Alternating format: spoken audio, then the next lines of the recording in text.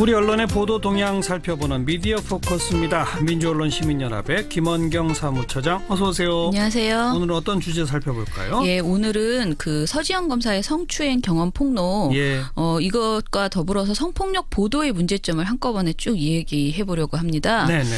예, 지난달 29일에 서지현 창원지검 통영지청 검사가 JTBC 뉴스룸에 출연해서 아주 생생한 육성 인터뷰를 통해서 용기 있게 자신이 당한 성희롱 그리고 그로 인해서 받았던 고통을 이야기를 했습니다. 예, 이날 오전 서 검사는 사실 검찰 내부 통신망에 먼저 관련 글을 올렸습니다. 그랬죠. 서 검사는 그 글의 말미에서 성폭력 피해자의 연대를 상징하는 미투 해시태그를 달면서 미투 운동이 세상에 큰 경종이 되는 것을 보며 내부 개혁을 이룰 수 있는 작은 발걸음이라도 됐으면 하는 소망, 간절함으로 이렇게 힘겹게 글을 쓴다라고 덧붙였습니다. 그리고 뭐 실제 지금 미투 운동이 엄청나게 있죠. 지금 퍼지고 있죠. 그간 수많은 성폭력 피해자들이 용기 있게 사안을 폭로했지만 언론은 이런 증언을 가십성 이슈로 대충 소모하는 경우가 많았고요. 네. 또 구조적인 문제로 확장시키거나 문화와 제도를 바꾸는 데 도움이 되지 못했습니다. 오히려 언론이 성폭력 문제에 있어서 방관자이거나 2차 가해자 역할을 하는 경우도 많았고요. 이런 환경에서 서 검사를 용기 있게 스튜디오에 불러내서 그 인터뷰를 한 JTBC의 힘이 대단했다라고 생각이 듭니다. JTBC의 신뢰도가 있었기 때문에 서 검사가 용기 있게 나왔다고 생각하고요. 실제로 이 방송 이후에 우리 사회에 미친 영향력도 굉장히 컸습니다. 특히 이번 사안은 우리나라에서 최고의 권력 집단이라고 할 수 있는 검사라는 직업을 가졌지만 여성이라면 성폭력을 당했을 때 한없이 약자일 수밖에 없다는 그런 현실을 국민에게 던져주면서 굉장히 충격을 주었습니다. 그렇죠. 그리고 서 검사가 당신이 잘못한 것이 아니다라는 격려를 했죠. 성폭력 피해자들에게. 그것도 굉장히 큰 감동과 치유 연대 메시지를 주었습니다. JTBC 뉴스룸은 사실 그동안 우리 사회에서 아젠다 키핑을 해내는 뉴스로 아주 좋게 평가를 받고 있었어요. 아젠다를 세팅하는 수준이 아니고 정말 우리 사회에 필요한 의제라고 생각하면 그 의제를 지켜나가려고 계속 집중했다라는 의미인데요. 그 때문에 이번 보도로 JTBC가 성폭력에는 더 이상 성역이 없다는 아젠다를 설정하고 이 아젠다 키핑을 해낼 것이라는 기대감을 갖지 않을 수 없었습니다. 또 다른 언론들도 앞으로 지금까지보다는 좀 더 성폭력 문제를 집중해서 조명하리라는 기대감을 갖게 됩니다. 지금 뭐 일종의 사회적 운동으로 퍼지고 있으니까. 그렇죠. 그런데 이렇게 굉장히 상징적인 역사적인 보도라고 할 수 있는 JTBC의 서 검사 인터뷰가 아쉬운 점이 있었습니다. 어떤 아쉬운 점이? 일단은 몇 가지 멘트가 있었는데 저는 오늘 한 가지만 말씀드리려고 합니다. 서 검사가 그 성추행 피해 상황을 설명한 다음에요. 추가 정황을 묻는 과정에서 손 앵커가 이렇게 묻습니다. 그래서 그 자리에서 물론 이건 잘못된 것이다라고 말씀을 하셨겠죠? 이렇게 물었습니다. 그런 질문을 했어요? 네. 그런데 그냥 정확한 워딩입니다. 성폭력 피해자는 사실 수사기관과 법정 그리고 언론을 통해서 항상 이 말을 듣게 됩니다. 얼마나 저항했는가, 얼마나 즉각적으로 충분히 비분관계해서 의사를 표현했는가를 추궁당하고 있는 것이 현실이에요. 그리고 그 과정에서 피해자들은 항상 피해자임에도 불구하고 이유 없이 자신의 처신을 자책하는 그런 이중고를 겪었습니다.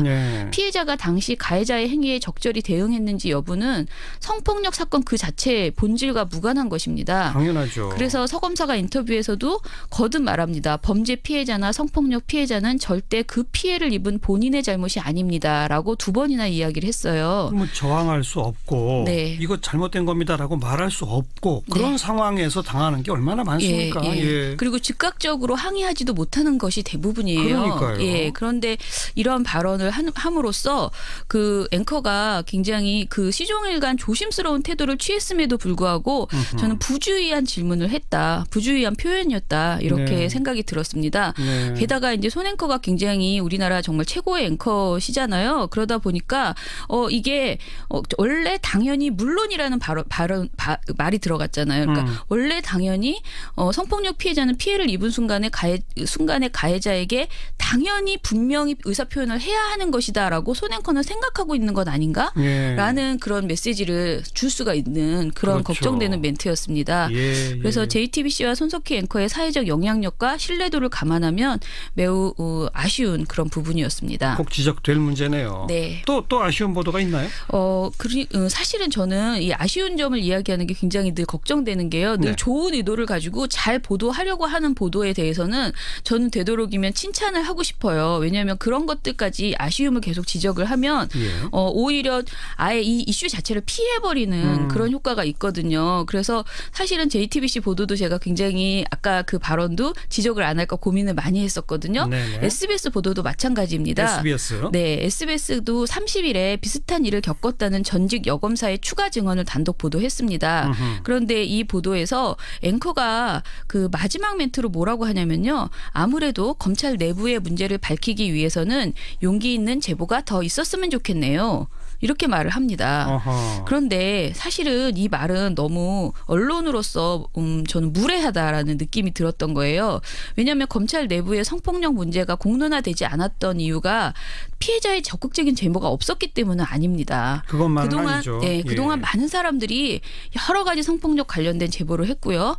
검찰은 과거에도 동료 여검사를 성추행한 검사들을 대상으로 터무니없는 솜방망이 처벌을 내리는 등의 황당한 행태를 반복해 왔습니다. 네네. 그리고 2014년에도 차장 검사가 여성 기자를 추행했는데 너무 가벼운 징계 처분이 내려져서 해당 기자가 차장 검사를 고소한 사례도 있었습니다. 그런데 이런 내용이 그동안 이슈화되지 못했을 뿐이에요.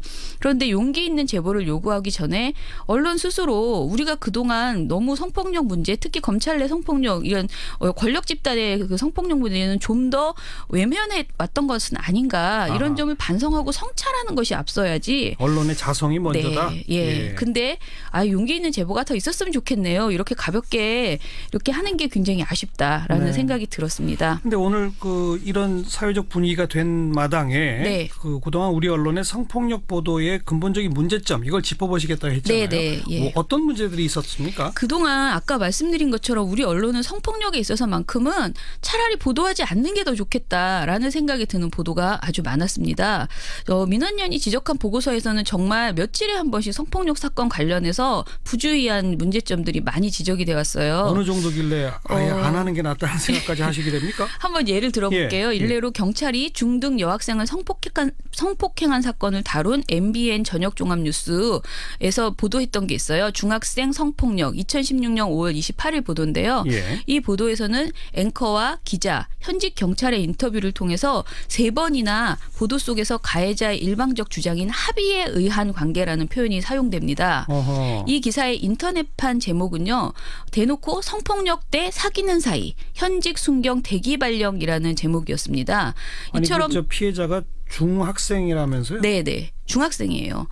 근데 합의에 의한 사귀는 사이 이런 주장을 했다. 경찰은. 그러니까 1분 25초짜리 짧은 보도에서 피의자의 일방적인 주장인 합의에 의한 만남이다. 사귀는 사이였다라는 말이 거의 5번이나 계속 반복돼서 전해진 거예요.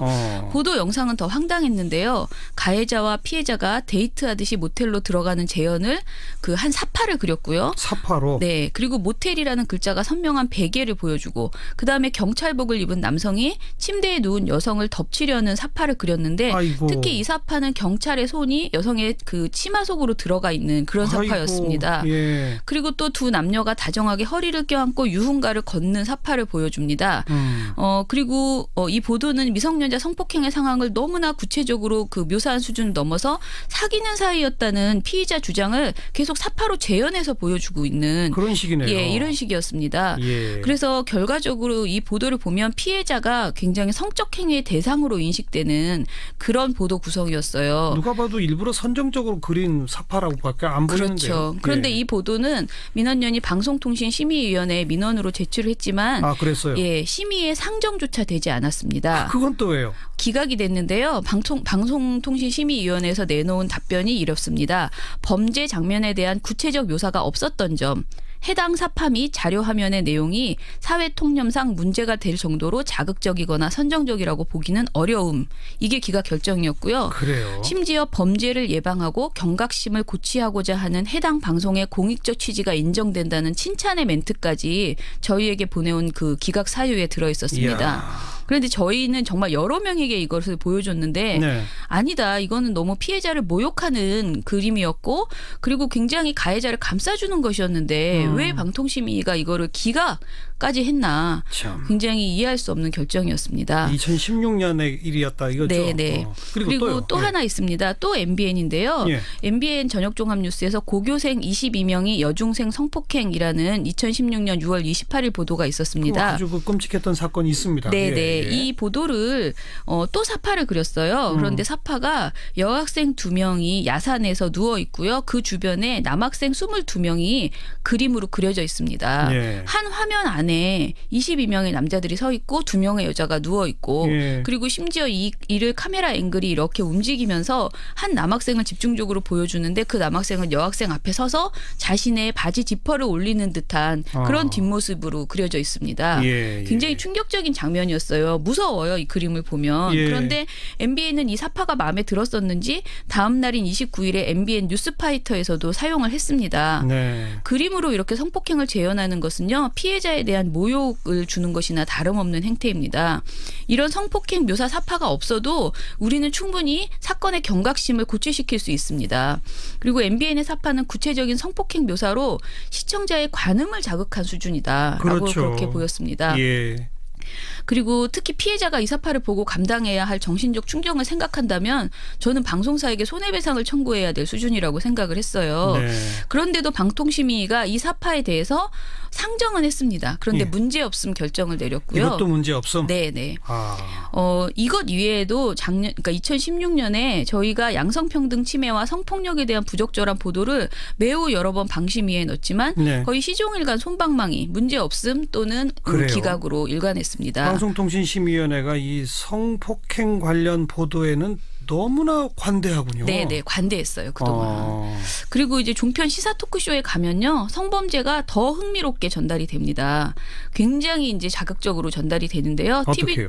TV조선 신통방통이라는 2017년 6월 23일 보도를 보면 예. 이런 말을 합니다. 이제 가해자 입장에서 어려서 잘 모르고 있다고 주장할 수 있을지 모르지만 더 어린 피해자는 저 치욕감을 평생 안고 살아야 되거든요.라고 말하는데요. 이거는 그러니까 그 성폭행 피해자의 입장을 이제 두둔한다고 하는 말입니다. 예. 그런데 사실 이런 발언은 성폭력이 얼마나 큰 잘못인지를 강조하는 과정에서 나온 것이지만 그것이 좋지 않은 태도라는 그런 지적을 많이 하고 있습니다. 그러니까 성폭력 피해 생존자가 입은 상처는 회복이 되기까지 오랜 시간이 걸리고 고통스럽기는 하지만 네. 이를 평생 안고 살아야 할 치욕감 이런 말로 표현하는 것은 적절한 태도가 아니라는 거예요. 그렇게 딱 규정을 해버리는 것. 네네. 네. 2014년에 여성가족부와 한국기자협회 그리고 한국여성인권진흥원 등이 이제 공동 발간한 성폭력 사건 보도수첩이라는 게 있습니다. 그런 게 있어요. 제일 좋은 내용이에요 이게. 예. 그런데 여기 발간사에 당시 여성부 장관이 이렇게 썼습니다. 성폭력은 그 피해만으로도 힘들지만 씻지 못할 상처, 성폭력 피해자라는 낙인 등 사회적 시선과 편견이 피해자에게 평생 피해의식으로 남습니다. 네. 언론이 충분한 인식을 갖고 독자와 피해자가 느끼게 될 감정을 고려하여 보도한다면 국민의 성폭력 사건 및 피해자에 대한 편견이 해소될 것이고 피해자를 돕기 위한 공동체의 노력도 활발해질 것이라고 생각합니다. 라고 좋은 했거든요. 표현이네요. 네. 네. 그러니까 이런 생각을 하고 보도를 해줬으면 좋겠다는 거죠. 그러네요. 그리고 성폭력 범죄 보도 권고 기준도 있는데 여기에는요. 언론은 사진과 영상 보도에서 피해자 등이 2차 피해를 당하지 않도록 주의한다. 특히 사파와 그래픽, 지도 제공 등에서 그리고 재현 등에서 신중을 기한다라고 명시되어 있습니다. 이렇게 탁 명시가 돼 있는데도 네. 이상한 사파를 그린 거에 대해서 네. 심의위원회가 문제도 없다. 그렇죠. 그렇게 생각한 거죠. 앞뒤가 안 맞네요. 그렇죠. 예. 또 이런 얘기도 하는데요. 성범죄 사건을 이름 붙일 때 거의 모든 언론이 여중생 집단 성폭행 이번 사건의 경우에도 서지현 검사 사건 뭐 이런 식으로 얘기를 하거든요. 그래서 피해자 중심이죠. 네, 피해자를 중심으로 제목을 명명하고 아하. 그리고 이번에는 특히 그 피해자의 사진은 지금 뭐 거의 도배가 돼서 모든 언론에서 하루 종일 나오고 있어요. 서지현 검사는. 그렇지만 그 가해자라고 지목된 사람들은 이렇게 블러 처리돼 있거나 제대로 얘기가 안 되고 있어요. 네. 그래서 이 성폭행 사건을 보도할 때 이름을 붙이는 그 프레임 자체도 가해자로 하는 것이 차라리 낫고, 특히 여중생 집단 성폭행, 섬마을 여교사 성폭행 이런 식으로 굉장히 뭔가 그 성을 이렇게 대상화하거나 야한 느낌이 드는 이런 식의 이름을 붙이는 것이 매우 부적절하다는 것이고요. 예, 예. 가해자가 아닌 피해 생존인의 이름이나 정보를 가지고는 이름 짓지 않았으면 좋겠다라는 것입니다. 예를 들어서 93년에 서울대 교수가 여성 조교를 성희롱한 사건이 있었습니다. 네네. 굉장히 유명한 사건이죠. 당시 언론은 이 사건을 우조교 사건이라고 불렀어요. 생각해 보세요. 다 우조교 사건이라고 불렀어요. 그렇죠. 네, 그 가해자인 남자 교수는 사건의 중심에서 사라지고 항상 피해자만 주체로 떠올랐습니다. 여중생 집단 성폭행과 같이 피해자를 중심에 두고, 게다가 여중생이라는 호칭을 사용하기보다는 차라리 그냥 가해자를 부각하거나 집단 성폭력이라고 최대한 건조하게 불러줬으면 좋겠다라는 생각이 듭니다. 이건 저도 사실 미처 생각지 못했던 건데. 네. 뭐 얼마 전 섬마을 여교사 성폭행. 네. 뭐 보통 우리 그렇게 불렀어요. 부르는데 네. 이름 붙이는 것부터 더 주의해야 되겠다. 네, 그랬으면 좋겠습니다. 네. 그리고 그동안 성폭력에 있어서 기계적 균형을 지키겠다면서 항상 가해자 발언 중심으로 보도해왔던 뉴스들이 많았고요. 그리고 피해자를 오히려 꽃뱀 취급하는 발언이 넘치는 종편 시사 토크쇼가 많았습니다. 예. 저는 이런 것이 지금 대한민국의 성폭력 관련 보도의 현실이었다라고 알겠습니다. 생각을 합니다. 차제에 네. 지금 뭐 미투 캠페인이 쭉 번지고 이런 차제에 우리 언론도 네. 다시 한번 이 성폭행 관련된 보도 기준이나 준칙 네. 제대로 좀 인지하고 예. 조금 더 구체적이고 세세한 보도 기준 같은 걸 좀 네. 고민할 필요가 있겠다. 네. 여기까지 합시다. 수고하셨습니다. 감사합니다. 민주언론시민연합 김원경 사무처장이었습니다. 네. 또 구조적인 문제로 확장시키거나 문화와 제도를 바꾸는 데 도움이 되지 못했습니다. 오히려 언론이 성폭력 문제에 있어서 방관자이거나 2차 가해자 역할을 하는 경우도 많았고요. 이런 환경에서 서 검사를 용기 있게 스튜디오에 불러내서 그 인터뷰를 한 JTBC의 힘이 대단했다라고 생각이 듭니다. 예. JTBC의 신뢰도가 있었기 때문에 서 검사가 용기 있게 나왔다고 생각하고요. 실제로 이 방송 이후에 우리 사회에 미친 영향력도 굉장히 컸습니다. 예. 특히 이번 사안은 우리나라에서 최고의 권력 집단이라고 할 수 있는 검사라는 직업을 가졌지만 여성이라면 성폭력을 당했을 때 한없이 약자일 수밖에 없다는 그렇죠. 그런 현실을 국민에게 던져주면서 굉장히 충격을 주었습니다. 그렇죠. 예, 그리고 서 검사가 당신이 잘못한 것이 아니다라는 격려를 했죠. 성폭력 피해자들에게. 예. 그것도 굉장히 큰 감동과 치유 연대 메시지를 주었습니다. JTBC 뉴스룸은 사실 그동안 우리 사회에서 아젠다 키핑을 해내는 뉴스로 아주 좋게 평가를 받고 있었어요. 아젠다를 세팅하는 수준이 아니고 정말 우리 사회에 필요한 의제라고 생각하면 그 의제를 지켜나가려고 계속 해요. 예. 그리고 그 과정에서 피해자들은 항상 피해자임에도 불구하고 이유 없이 자신의 처신을 자책하는 그런 이중고를 겪었습니다. 예. 피해자가 당시 가해자의 행위에 적절히 대응했는지 여부는 성폭력 사건 그 자체의 본질과 무관한 것입니다. 당연하죠. 그래서 서 검사가 인터뷰에서도 거듭 말합니다. 범죄 피해자나 성폭력 피해자는 절대 그 피해를 입은 본인의 잘못이 아닙니다라고 2번이나 이야기를 했어요. 뭐 저항할 수 없고 네. 이거 잘못된 겁니다라고 말할 수 없고 그런 네. 상황에서 당하는 게 얼마나 많습니까? 예. 예. 그리고 즉각적으로 항의하지도 못하는 것이 대부분이에요. 그러니까요. 예. 그런데 이런 발언을 함으로써 그 앵커가 굉장히 그 시종일관 조심스러운 태도를 취했음에도 불구하고 저는 부주의한 질문을 했다. 부주의한 표현이었다. 이렇게 네. 생각이 들었습니다. 네. 게다가 이제 손 앵커가 굉장히 우리나라 정말 최고의 앵커시잖아요. 그러다 보니까 이게 원래 당연히 물론이라는 말이 들어갔잖아요. 그러니까 원래 당연히 성폭력 피해자는 피해를 입은 순간에 가해자에게 당연히 분명히 의사표현을 해. 우리 언론의 보도 동향 살펴보는 미디어 포커스입니다. 민주언론시민연합의 김원경 사무처장 어서 오세요. 안녕하세요. 오늘은 어떤 주제 살펴볼까요? 예, 오늘은 그 서지영 검사의 성추행 경험 폭로 예. 이것과 더불어서 성폭력 보도의 문제점을 한꺼번에 쭉 얘기해 보려고 합니다. 네네. 예, 지난달 29일에 서지현 창원지검 통영지청 검사가 JTBC 뉴스룸에 출연해서 아주 생생한 육성 인터뷰를 통해서 용기 있게 자신이 당한 성희롱 그리고 그로 인해서 받았던 고통을 이야기를 했습니다. 예, 이날 오전 서 검사는 사실 검찰 내부 통신망에 먼저 관련 글을 올렸습니다. 했습니다. 그랬죠. 서 검사는 그 글의 말미에서 성폭력 피해자의 연대를 상징하는 미투 해시태그를 달면서 미투 운동이 세상에 큰 경종이 되는 것을 보며 내부 개혁을 이룰 수 있는 작은 발걸음이라도 됐으면 하는 소망, 간절함으로 이렇게 힘겹게 글을 쓴다라고 덧붙였습니다. 그리고 뭐 실제 지금 미투 운동이 엄청나게 있죠. 지금 퍼지고 있죠. 그간 수많은 성폭력 피해자들이 용기 있게 사안을 폭로했지만 언론은 이런 증언을 가십성 이슈로 대충 소모하는 경우가 많았고 해야 하는 것이다라고 손 앵커는 생각하고 있는 것 아닌가? 라는 그런 메시지를 줄 수가 있는 그런 그렇죠. 걱정되는 멘트였습니다. 그래서 JTBC와 손석희 앵커의 사회적 영향력과 신뢰도를 감안하면 매우 아쉬운 그런 부분이었습니다. 꼭 지적될 문제네요. 네. 또 아쉬운 보도가 있나요? 사실은 저는 이 아쉬운 점을 이야기하는 게 굉장히 늘 걱정되는 게요. 늘 좋은 의도를 가지고 잘 보도하려고 하는 보도에 대해서는 저는 되도록이면 칭찬을 하고 싶어요.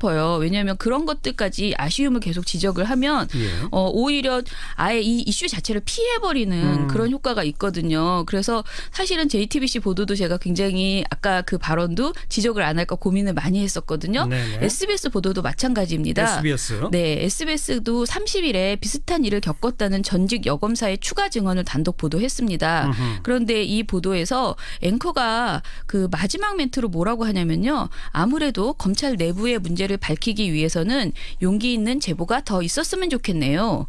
이렇게 말을 합니다. 어허. 그런데 사실은 이 말은 집중했다라는 의미인데요.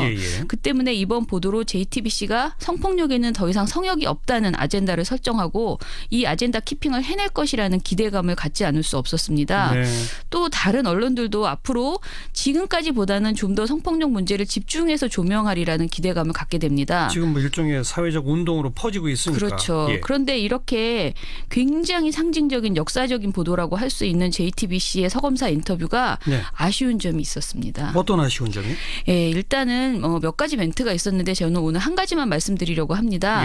서검사가 그 성추행 피해 상황을 설명한 다음에요. 추가 정황을 묻는 과정에서 손 앵커가 이렇게 묻습니다. 그래서 그 자리에서 물론 이건 잘못된 것이다라고 말씀을 하셨겠죠? 이렇게 물었습니다.